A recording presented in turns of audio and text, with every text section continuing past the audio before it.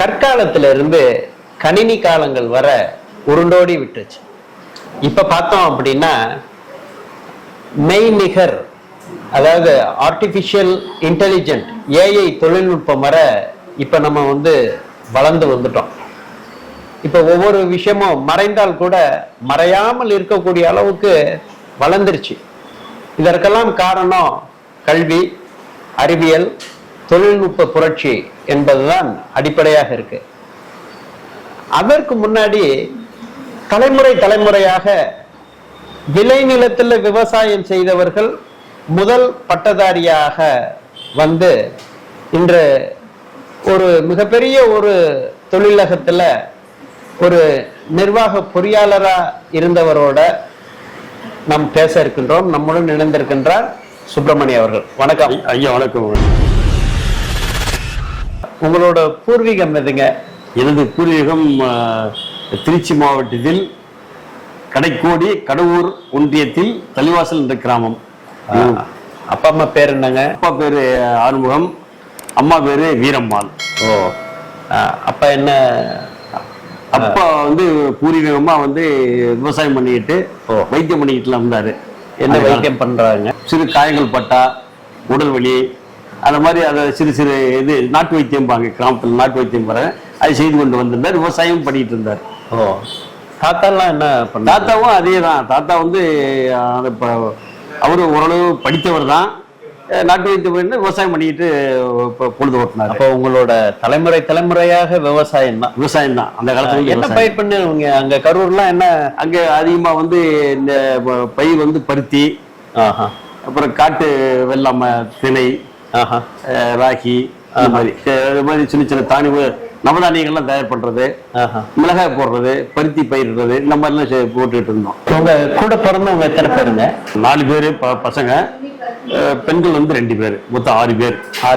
6 பேர்ல எத்தனை பேரு இந்த பட்டப்படிப்பு? இந்த ஆண்கள் எல்லாம் பட்டப்படிப்பு, பெண்கள் படிக்கல. அவங்க இல்லத்தரசியாவே இருக்காங்க. அதற்கு முன்னாடி உங்க தாத்தாவோட தாத்தா எல்லாமே விவசாயம் தான், படிப்பறிவு இல்லை. ஓ, நீங்க முத அந்த நல்லா படிச்சு ஒரு தொழிலகத்துல நீங்க பணிபுரியும் பொழுது உங்களுக்கு என்ன மாதிரி உள்ள மன நிறைவு இருந்ததுங்க? நல்ல மன நிறைவு. என்ன காரணம்? விவசாயத்தை இருக்கும்போது, அதை நம்பி இருக்கும்போது வருமானத்தை எதிர்பார்க்க முடியாது அதிகமா. இங்க நம்ம உத்தியோகத்தில் இருக்கும்போது மாதம் வருமானம் வருது, அது ஒரு நம்பிக்கை. துணிஞ்சு மற்ற ஈடுபடலாம் சொல்லலாம். அந்த மாதிரி சூழல தான் உத்தியோகத்தில் நல்லது. எத்தனை தலைமுறைகள் உங்களோட அந்த ஃபேமிலி ட்ரீ என்று சொல்லுவோம், குடும்ப மரம் என்று சொல்லுவோம், அதுல எவ்வளவு பேர் விவசாயம் இருந்தாங்க? எத்தனை தலைமுறைகள் கல்வி கற்றவர்களாக இருந்தாங்க?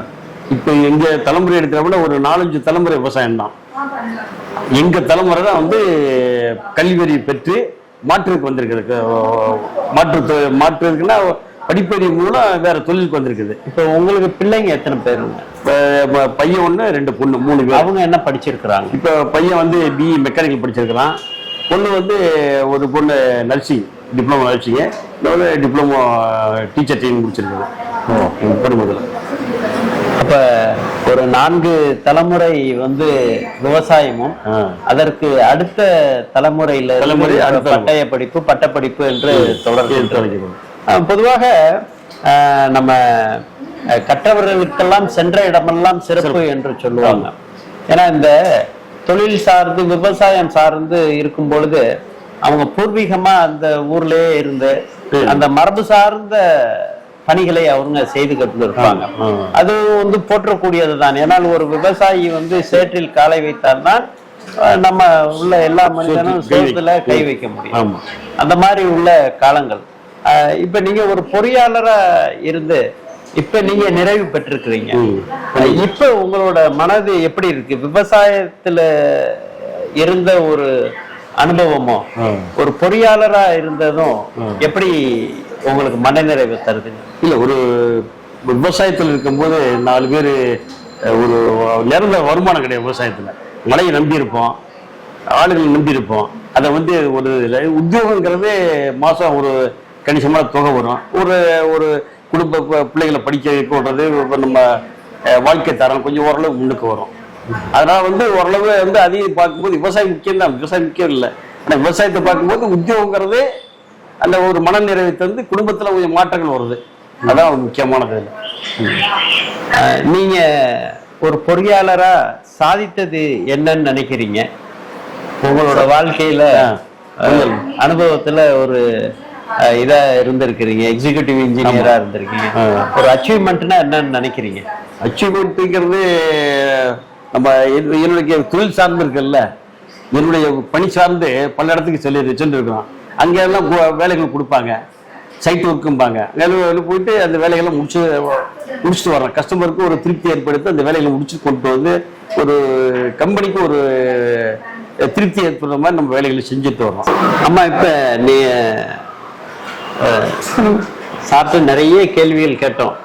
தலைமுறையா நீங்க மருமகளா அந்த வீட்டுக்கு வந்திருப்பீங்க, உங்கள்கிட்டையும் நாங்க பேசணும் கண்டிப்பா.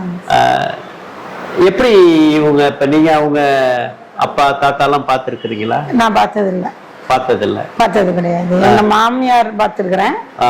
மாமியார் இருந்தாங்க, அவங்க கூட இருந்திருக்கிறேன். அவங்கலாம் மாமனார் கூட இருந்தது இல்ல, சின்ன மாமனாருங்களா இருக்கிறோம் இப்ப. ஆமா. ஓ, இவங்களுக்கு அண்ணன் தம்பிங்க எல்லாம் இப்ப எப்படி இந்த கல்வியை எப்படி அடுத்தடுத்த தலைமுறைக்கு கடத்திட்டு இருக்கிறாங்களா? அதாவது கடத்துறாங்கன்னா சொல்லி கொடுத்துட்டு இருக்கிறாங்களா? ஆமா. அவங்க அப்பா வந்து விவசாயம் தான் பார்த்துட்டு இருந்தாரு. மொத்தம் வந்து இவங்க சித்தப்பார் பெரியப்பாருன்னு 6 பேர், 6 குடும்பம். 6 குடும்பத்துல 6 பேருமே விவசாயம், ஒவ்வொருத்தரும் ஒவ்வொரு மாதிரி. எங்க மாமனாரும் பெரியவர் வந்து வைத்தியம் பார்ப்பாரு. எங்க மாமனார் விவசாயம், அடுத்த மாமனார் விவசாயம், அதுக்கு அடுத்து இருக்கிறவர் வந்து கறி இதெல்லாம் போடுவாங்க. விவசாயம் பார்ப்பாரு, கறியும் போடுவாரு. அடுத்தவர் வந்து விவசாயம்.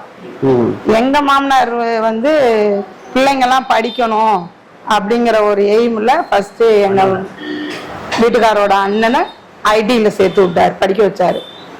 அவர் வந்து வெளி உலகத்துக்கு இங்க திருச்சி மாவட்டத்துக்கு, நாங்க வந்து கிராமம், திருச்சி மாவட்டத்துக்கு வந்து அவர் வந்து ஐடி படிச்சுட்டு இருக்கும்போது அப்பதான் அவருக்கு வந்து இந்தந்த படிப்பு, இந்தந்த படிப்புக்கு என்னென்ன இது கோர்ஸ் இருக்குங்கிறது தெரிஞ்சுக்கிட்டாரு.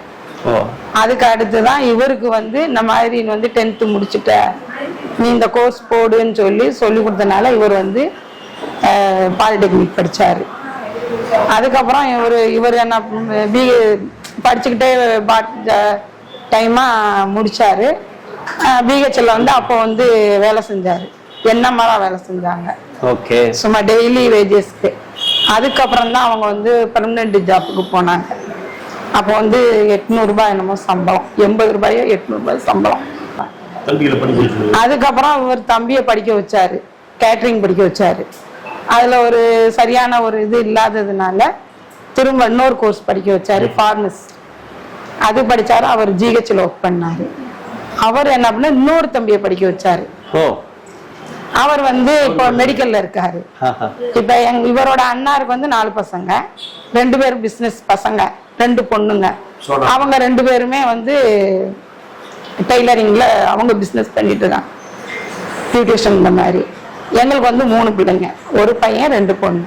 எங்க பையன் வந்து இன்ஜினியர், இது மெக்கானிக்கல். பொண்ணு வந்து ஒரு பொண்ணு நர்ஸு, ஸ்டாஃப் நர்ஸு, இன்னொரு பொண்ணு வந்து டீச்சர். எங்க இன்னொரு தம்பி, இவரோட தம்பிக்கு வந்து இந்த 2 பசங்க. ஒரு பையன் வந்து டிப்ளமா முடிச்சுட்டு அவன் வந்து இந்த இதெல்லாம் சொல்லி கொடுத்துட்டு இருக்கான் எஸ்ஐடி காலேஜில். இன்னொரு பெரிய பையன் வந்து பிட்டரு, அவன் வந்து சமயபுரத்தில் ஒர்க் பண்ணிட்டு இருக்கான். அடுத்த குழந்தைனாருக்கு வந்து 2 பொண்ணுங்க.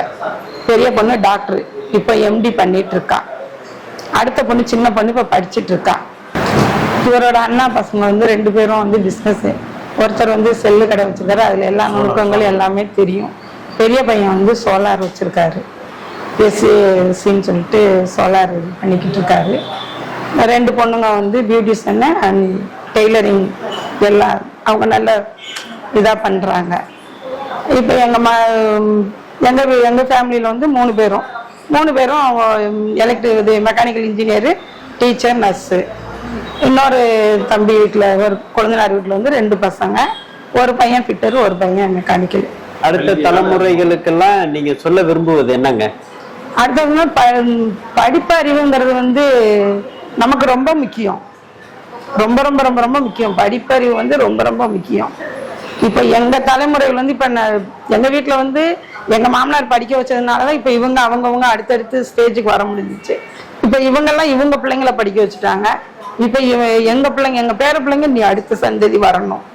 இப்ப அடுத்து ஒரு பேத்தி பிஎஸ்சி நர்சிங், ஒரு பேரன் பேங்க்ல ஒர்க் பண்றாரு.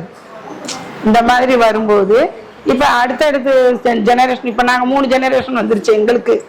அப்ப தலைமுறை எங்க தலைமுறை இப்ப வந்துருச்சு. கல்வி முக்கியங்கிறதுனால 3 தலைமுறை வந்துருச்சு. ஏன்னா மகன், பேத்தி, பேத்தி வைத்து பிள்ளை, அந்த மாதிரி வந்துருச்சு. அதனால அடுத்தடுத்து இந்த கல்விக்கு வந்து நம்ம முக்கியத்துவம் கொடுக்கணும். ஒரு தலைமுறை தாண்டி சென்ற இடமெல்லாம் ஒரு சிறப்பு சேர்ப்பது கல்வி என்பது உங்களோட ஒரு பகிர்தல் மூலமாக நான் தெரிஞ்சுக்கிட்டேன். தலைமுறை தலைமுறையாக ஒரு விவசாய குடும்பத்துல, அதுவும் பயிர், சிறுதானியங்கள், வானம் பார்த்த பூமியா இருக்கக்கூடிய நிலங்கள்ல எப்படியெல்லாம் வந்து காலங்கள் உருண்டோடி அவங்க அழகா அந்த ஆத்து தண்ணியில குளிச்சு, அங்கே உள்ள மரத்துல விளையாடி, ஓடி விளையாடி, காலங்கள் பல்விதமான கற்பித்தலை ஒவ்வொரு மனிதனுக்கும் சொல்லிட்டு தான் இருக்கு. தலைமுறையில் நாம் பார்க்க போனா தொழில்நுட்ப கல்வியிலையும் தடம் பதிச்சிருக்கிறாங்க, தொழில் அதிபர்களாகவும் இருக்கின்றாங்க. அதுல இந்த எஸ்பிசி சோலார் சூரிய மின்சாரத்தை உள்ள ஒரு வர்த்தக வணிக நிறுவனத்தையும் வச்சிட்டு இருக்கிறதையும் அவங்க சொல்லியிருக்கிறாங்க. அது மட்டும் இல்லாம மருத்துவத்துறையிலையும் தடம் பதிச்சிருக்கிறாங்க. எம்டியும் அதுல படிச்சுட்டு இருக்கிறது என்பது ஒரு அந்த கல்வி வந்து எப்போதுமே முக்கியமானதுதான் பார்க்க முடிகின்றது. விவசாயமும் ரொம்ப முக்கியம்தான். அதற்கு எல்லா மாவட்டங்கள்லையும் தமிழ்நாடு அரசு ஒவ்வொரு மாவட்டத்துக்கும் எப்படி கலை அறிவியல் கல்லூரி, தொழில்நுட்ப கல்லூரி, விவசாய கல்லூரி, மருத்துவ கல்லூரி, அது மட்டும் இல்லாம பல்கலைக்கழகங்களும் வைத்திருக்கிறாங்க. இது மூலமாக நம்ம தெரிந்து கொள்வது என்ன அப்படின்னா, தலைமுறை தாண்டி இருப்பது, நாம் கொடுத்து விட்டு செல்வது, இந்த கல்வி என்பதை நாம் கொடுக்க வேண்டும் என்பது. இதை போல தலைமுறை தாண்டி ஒரு கல்வியை எப்படி மிக இறுக பற்றி தலைமுறை தலைமுறையாக நாம் கொடுக்க வேண்டும், அது காலத்தால் அழியாத செல்வம் என்பதை நம்மளால புரிஞ்சிக்க முடிஞ்சது. ஏன்னா இன்றைக்கு தொழில்நுட்பம் அப்படி ஆயிடுச்சு. விவசாய நிலத்துல அப்ப போய் ஏற்கலப்பையில போய் விதை நெல் விதைச்சாங்க. இன்னைக்கு ட்ரோன் மூலமாக இது பண்றாங்க, ட்ரோன் மூலமாக மருந்து தெளிக்கிறாங்க. நாத்து முன்னெல்லாம் சும்மா நட்டாங்க. அப்ப இன்றைக்கு அதுக்கெல்லாம் வந்து எந்திரங்கள் வந்துருச்சு. உழுவுறதுக்கு எந்திரம், மாட்டுல போய் ஏற்கலப்பை பிடிச்சி உழுதுட்டு இருந்ததெல்லாம் இப்ப டிராக்டர், எந்திரங்கள் வந்து விட்டது. அப்ப இந்த தொழில்நுட்பம் ரொம்ப முக்கியமானதாக இருக்கின்றது. 6 மாத பயிரெல்லாம் இப்ப 30 நாள் பயிரா வந்துருச்சு தொழில்நுட்பம்.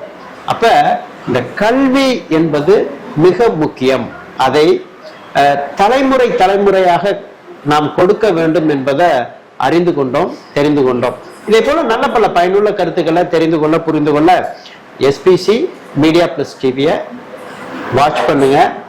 ஒவ்வொருத்தரும் எஸ்பிசி மீடியா பிளஸ் யூடியூப் சேனல்ல லைக் பண்ணுங்க, சப்ஸ்கிரைப் பண்ணுங்க, பெல் பட்டன் தட்டி ஷேர் பண்ணுங்க. தலைமுறை தலைமுறையாக கல்வியை கொடுக்க வேண்டும் என்று எடுத்துரைத்த சுப்பிரமணி தேவி தம்பதியினருடன் விஜயகுமார்.